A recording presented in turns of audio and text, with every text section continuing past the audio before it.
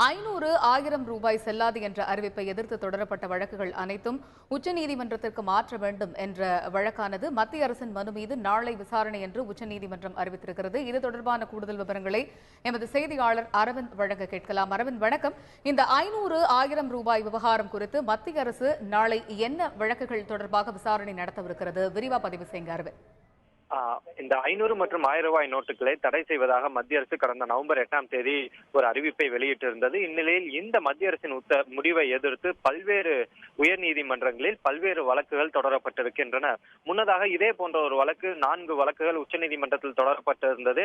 இந்த மனுவை விசாரித்த உச்சநீதிமன்றமானது அடுத்த வார வெள்ளிக்கிழமைக்கு இந்த வழக்கை ஒத்திவைத்திருக்கிறார்கள். அதற்குள் இந்த விவகாரம் தொடர்பாக அந்த 500 மற்றும் 1000 ரூபாய் நோட்டுகள் தடை செய்யப்பட்டதை தொடர்ந்து எடுக்கப்பட்டிருக்கும் நடவடிக்கைகள் பொதுமக்கள் படும் இன்னல்களை களைவதற்காக மத்திய அரசு எடுத்திருக்கும் நடவடிக்கைகளை ஒரு அறிக்கையாம் தாக்கல் செய்ய உத்தரவிட்டிருந்தனர். அதே போல இது மத்திய அரசின் ஒரு கொள்கை முடிவு, இதில் நாங்கள் தலையிடப் போவதில்லை எனவும் மிகவும் தெளிவாக தெரிவித்திருந்தனர். ஆனால் தற்போது இதே போன்ற பல்வேறு வழக்குகள் உயர்நீதிமன்றத்தில் இருப்பதால் உயர்நீதிமன்றங்கள் வெவ்வேறான தீர்ப்பிலை வழங்கினால் அது மிகப்பெரிய ஒரு பாதிப்பை ஏற்படுத்தும் என மத்திய அரசு தரப்பில் இன்று உச்சநீதிமன்றத்தில் ஒரு கோரிக்கை முன்வைக்கப்பட்டது.